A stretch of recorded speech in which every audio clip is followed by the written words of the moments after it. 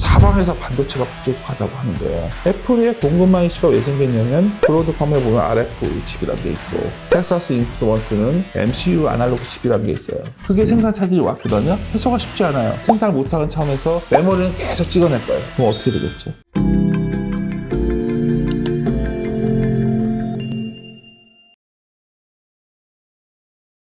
안녕하세요. 네, 위대한 개미의 든든한 동반자 자이언트TV의 안갑성 기자입니다. 오늘은 구독자님들을 위해 특별한 분을 모셨습니다. 윤지호 이베스트투자증권 리서치 센터장님을 모시고 말씀 들어보겠습니다. 최근 시황 보시는 분들 많이 어려우시죠? 공급망 병목 현상, 원자재 가격 급등, 빠른 테이퍼링과 금리 인상, 다양한 악재라고 불리는 요소들이 국내외 증시를 좀 누르고 있는 것 같은데요. 이번 주 증시 또 주요 일정도 발표가 있지 않습니까? 어젯밤 발표된 미국 9월 산업생산에서도 예상치를 하회한 마이너스 1.3%를 기록했는데 제조업 쪽에서 특히 차량용 반도체 부족 문제가 여전히 지속되고 있다는 이제 보도가 있었습니다. 센터장님 과연 그 국내 기업들도 마찬가지로 적용되는 문제인데요. 공급망 문제 언제쯤 해결될까요? 그러니까 굉장히 오늘 사실 질문지를 바꾸서 너무나 방대하게 질문 주셔가지고 이걸 도대체 어떻게 해야 되나 고민을 했었는데 첫 질문부터 굉장히 답하기 쉽지 않은 주제예요. 예. 왜 그렇게 생각을 하냐면 이 공급망 이슈라는 게 이제 결국은 여러 가지 이유가 있겠죠. 코로나 때문에 생산이 차질이 왔고 항만에서 잘 실어 나르지 못하고 그리고 공장에도 잘 출근이 안 되고 이러다 보니까 난 공급망 이슈가 있을 거고요. 또 하나는 중국 같은 경우에는 지금 어떻게 했던 간에 미국과 중국이 굉장히 서로 갈등 구조에 있지 않습니까? 그냥 기술 개발 경쟁을 벌이다 보니까 또 중국 내 공급망 이슈가 있고 더욱이 환경적으로 가다 보니 또 전기 생산이 좀 적어졌고 그러다 생산을 또 못하는 문제. 그러니까 어떤 한 가지 이슈가 아니라 이게 여러 가지 복합적으로 있는 거죠. 그래서 시장 일각에서는 그래 어차피 좀 있으면 코로나가 우리 주변에서 많이 잠잠해지면 공급망 이슈는 해결될 거고 그럼 굉장히 좋아질 거야. 이렇게까지 단순화시킬 이슈는 아니고요. 여기는 굉장히 복합적 이슈가 있습니다. 그래서 결론적으로 말씀드리면 이 모든 것들의 결론은 뭐냐면 기업의 입장에서는 비용 문제가 여전히 문제였고 앞으로도 문제가 될 거라는 거죠. 이 공급망 문제가 계속 되면은 당연히 여러 가지 인건비도 올라갈 것이고 원자재 가격도 올라갈 것이고 그래서 이 문제가 아마 언제쯤 끝날까요? 저한테 질문을 하신다면 아직 실마리는 잘 안 풀리고 있고요. 그래서 이렇게 최소한 너무 단순하게 생각하시지 마셔라. 또 하나 첨부하고자 하는 말은 뭐냐면 공급망 이슈가 해결되면 무슨 뜻일까요, 기자님? 공급망 이슈가 해결되면 공급이 늘어난다는 뜻이겠죠.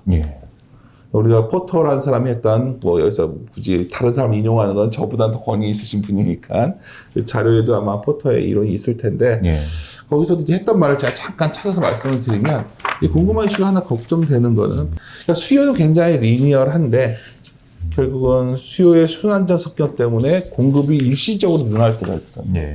그럼 우리가 공급망 이슈가 해결되고 난 뒤의 모습도 지금 또 고민을 해봐야 돼요. 그러면 최근에 미국 보면은 막 미국에다 공장을 불러들이지 않습니까? 맞습니다. 그렇게 해서 또 공급을 늘릴 것이고 중국은 미국과의 경쟁 속에서 공급을 늘릴 것이고 나중에 몇 년 뒤에는 상당히 부담이 될 거예요. 바로 초과 공급 이슈겠죠. 그래서 제가 드리고 싶은 말씀은 이게 단순하게 결론을 내린다 보다는 여러 가지 이런 인간이라는 한계가 공급 과잉을 불러오는데 시장에서는 그게 두렵다 보니까 예를 들어 반도체도 연초에 대비해서 계속해서 불안불안해하는 게 혹시 이러한 이슈에서 자유롭지 않지 않나 이런 생각들을 하는 거죠. 그래서 너무 처음부터 명쾌한 답을 원하셨을 텐데 그만큼 제가 제 지식으로서는 답변 드리기가 어렵다는 취지에서 괜히 복잡하게 좀 먼저 말씀을 드렸습니다. 수요 성장은 굉장히 리니어하게 보는 거죠. 그러니까 우리가 시장에 깔려있는 불안감은 뭐냐면 성장에 비해서 물가가 빨리 오르면 어떡하지? 이런 고민이에요. 그러니까 이거 저는 가능성은 제로라 보는데 스태그플레이션은 1970년대적 상황이에요.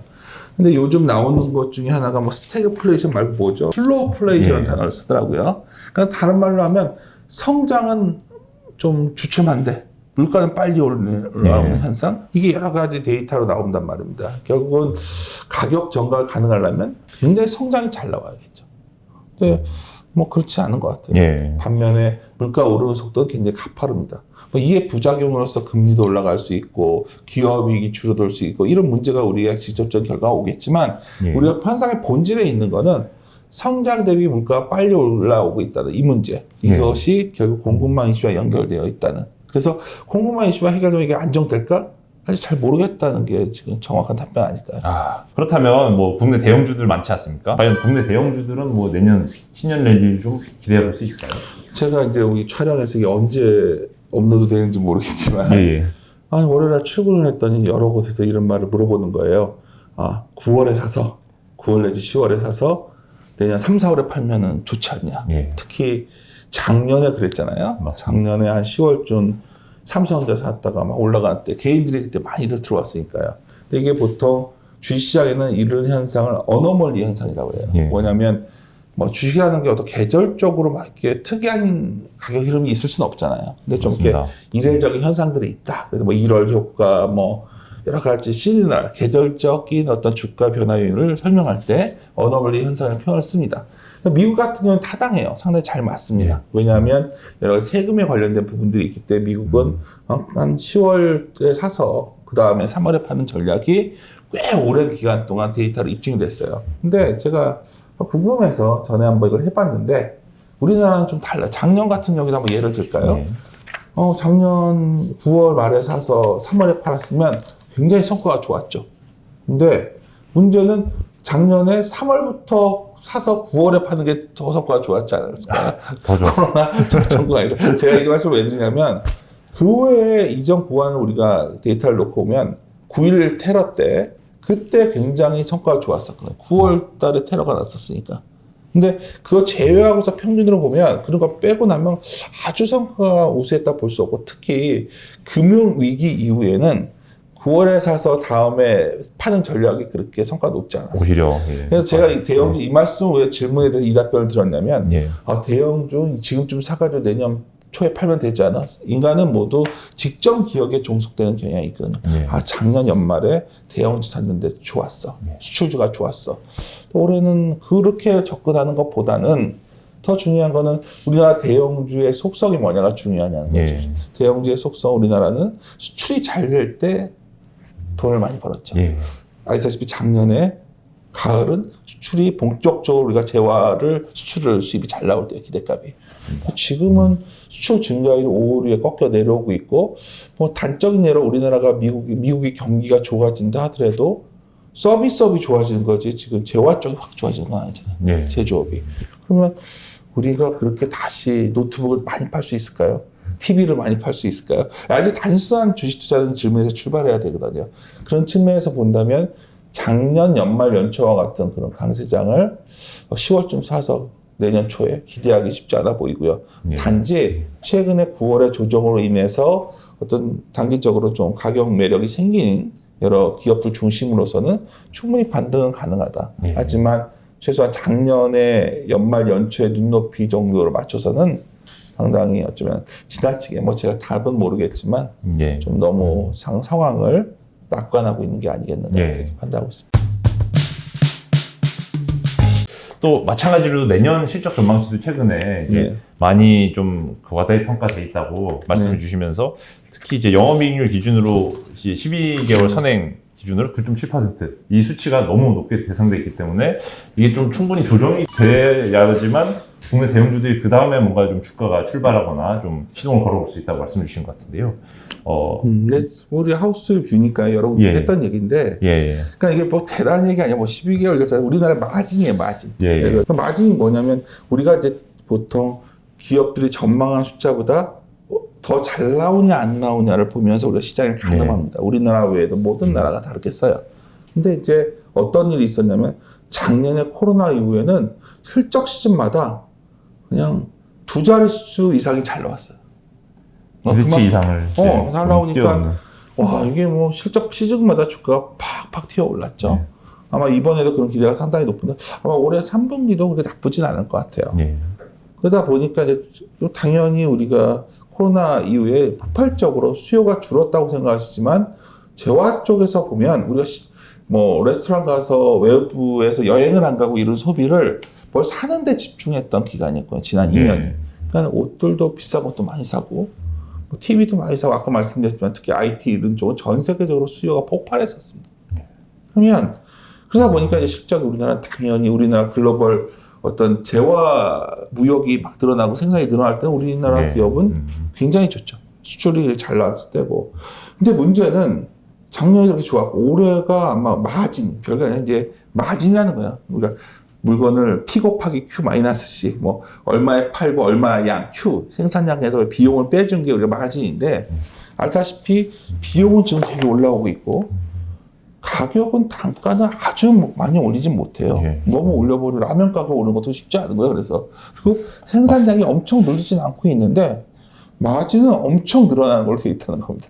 그러니까 올해는 9.1% 정도 지금 2021년이 전망되어 있는데 야 이거는 역사상 최고 수준이에요. 예. 근데 이것도 괜찮아. 내년은 9.7%.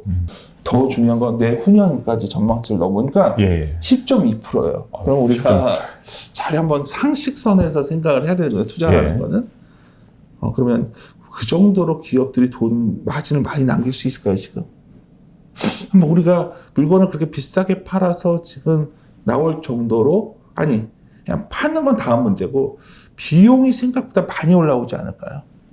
유가도 올라가고, 아까 말했지만 인건비도 올라가는 것 같고, 그리고 순이익단에서는 세금도 또 올라가고 있거든요. 예. 그러니까 제가 드린 말씀은 그냥 이렇게 마진율이 선형적으로 올라가는 이 기대감에 대해서 저희 하우스에서는 신뢰하지 않고 있는 거죠. 예. 그러니까 반대로 근데 주식시장의 속성을 좀 아셔야 되는데 예. 제가 연구한 결과라기보다는 여러 가지 애널리스트의 전망치들, 이걸 컨센서스라고 하는데 평균값이에요. 애널리스트 전망치들의. 이 평균값을 또 주식시장이 상향시킬 때는 굉장히 빨리 올리는데 내려올 때는 상당히 느리게 내려옵니다. 이게 이제 여러 가지 재무관리 논문에서 나오는 뭐 그렇게 한다고 하더라고요. 제가 연구한 결과가 아니니까요. 근데 이제 그게 충분히 내려왔냐가 중요한데 과거에도 보면 주식시장의 속성을 한마디로 말씀드리면 좀 시장에 대한 기대치가 높지 않을 때는 기대보다 잘 나오면서 주가가 올라가고요. 오히려 너무 좋아질 거라는 기대가 많아지면 의외로 시장은 쉽지 않습니다. 한번 예를 들어볼까요? 아마 작년에는 올라가도 이렇게 얼마 좋아지겠어 이런 마음이 많았던 것 같아요. 근데 요새 제일 많이 듣는 말은 아니 뭐 주식 투자 몇 년 보면 결국 우상하는 거 아니야? 뭐 이런 얘기를 다 하죠. 뭐. 근데 우리나라가 미국은 아니고 미국만큼 그것도 아니고 오히려 그럴 때가 위험합니다. 다시 말씀드리지만 현재 기업 이익 추정, 주가 빠졌다고 됐냐, 이익 추정치. 아니, 내 주변을 봤더니 주식시장을 암울하게 생각하시는 분들이 늘었어. 이런 건 분석이 아니고요. 그거는 그냥 뭐 감정풀이에 불과한 거고, 이런 애널리스트 추정치가 매우 중요한 거예요. 그래서 여러 가지 경제 지표에서 추정치가 중요한데, 추정치, 그러한 기대값 수준으로 보면, 아까 마진율만 본다면, 우리나라가 내년, 내후년까지 어마어마하게 기업이익이 좋아지는 걸 돼 있고 이거를 기반해서 보면 주식의 밸류에이션이 너무 싸 보이죠. 그래서 반문해 보셔야 돼요. 야 그렇게 싸다면 아까 자꾸 제가 이것 때문에 좀 안 좋았다고 한다고 하시는데 가장 직관적인 사례가 되기 좋은 게 그건데 그래서 그렇게 좋으면 삼성전자가 정말 10만 전자가 아니라 15만 전자가 돼 있었겠죠. 한참. 제가 전에 자이언트 TV를 한번 나왔더라고요. 왔더니. 맞습니다. 그때 와서 삼성전자 얘기를 하고 가서 댓글창을 봤더니 상당히 안 좋았던 기억이 있어서. 주주분들이 많이 계신 것 같습니다. 네, 근데요. 근데 이제 지금도 마찬가지로 여전히 4차 산업혁명이 생기고 뭐 메타버스가 되고 뭐 뭔가 얘기를 하지만 저희가 궁금한 건 그게 아니에요. 그냥 P 곱하기 Q 마이너스 C에서 얼마나 P를 더 받을 수 있을까. 근데 여러 전망치를 공급과의 가능성까지 하다 보면 내년 상반기에 반도체 가격이 한 2자릿수 하락한다는 거에 대해서 이론을 다는 사람이 없어요. 그거에 대해서는 다만 내년 상반기만 지나고 나면 다시 가격이 강하게 올라갈 거야. 이 얘기를 하는데 가봐야 아는 겁니다. 그러니까 제가 여기서 이제 드리고 싶은 말씀은 되게 제가 시장에서 최근에 원래 처음 주식하시는 분들도 많고 유튜브 생태계가 발전하다 보니까 데이터를 자의적으로 해석하는 분들이 너무 많이 늘어났어요. 근데 이거 명확히 다시 말씀을 드리면 어떨 때가 기대가 낮았을 때냐? 삼성전자의 내년 이익의 기대치가 74조였다가 지금 한 60조대 후반으로 내려왔거든요. 근데 저희들은 50조도 안 나온다 보고 있어요. 저희는 전망치를. 그러면 뭐 50조까지는 안 가겠지만 뭐 저희가 틀려더라도 좀 더 삼성전자의 기대값이 내려와야 되겠죠. 예. 더 어렵잖아요. 그걸 어떻게 기대값을 그걸 찾아내는 걸 일반인들이 어떻게 찾아내냐들 하실 거 아니에요. 예. 그냥 반도체 가격이 메모리 반도체 가격이 뭐 두 자리 수치 빠지면 그런 기대가 오겠죠. 근데 제가 이제 이런 거를 어느 곳에서 얘기를 드렸더니 사회자분이 재밌는 질문을 하시더라고요. 사방에서 반도체가 부족하다고 하는데 애플에서 반도체 부족으로 인해서 생산을 못 한다고 하는데 맞습니다. 왜 EBS는 거짓말을 하냐는 거예요. 진짜 그게 달렸어요. 그래서 제가 사실 상당히 당황했던 일이었는데 그날이 애플의 공급망 이슈가 왜 생겼냐면 브로드컴에 보면 RF 칩이라는 게 있고 예. 텍사스 인스트루먼트는 MCU 아날로그 칩이라는 게 있어요. 그것도 반도체예요. 맞습니다. 그거는 되게 저급한 거니까 삼성전자 생산도 안 해요. 그게 생산 차질이 왔거든요. 맞습니다. 해소가 쉽지 않아요. 그러면 그게 생산 차질이니까 생산을 못하는 차원에서 메모리는 계속 찍어낼 거예요. 그럼 어떻게 되겠죠? 디램만 쌓여가는 거죠. 이해하셨나요? 예. 아니, 오늘 온 기회에 아주 쉬운 말. 이런 아주 기본적인 것을 정확히 이해를 하셔야 되는데, 차량용 반도체가 부족하고, 애플이 반도체가 부족하니까 반도체는 공급 부족이 이렇게 막 수요가 넘쳐나. 이런 데서 여러 가지 투자 판단에 착각이 온다는 거죠. 다시 말씀드리지만, 처음 질문에 다시 돌아가 생각을 해보면, 공급망 이슈에 연관된 어떤 조금만의 어떤 구멍이 여러 가지 산업 전체적으로 지금 문제를 삼고 있는데 이게 굉장히 다양한 형태로 지금 나오고 있기 때문에 예. 코로나 뭐 좀 잠잠해지면 모든 게 해결된다. 제일 요새 많이 하는 말이거든요. 좀 있으면 맞습니다. 예. 코로나 잠잠해지면 베트남 공장도 들어갈 거고 어디도 들어갈 거니까 그렇게 하기에는 경제가 그렇게 단순하지 않다는 걸 예. 다시 한번 말씀드리겠습니다.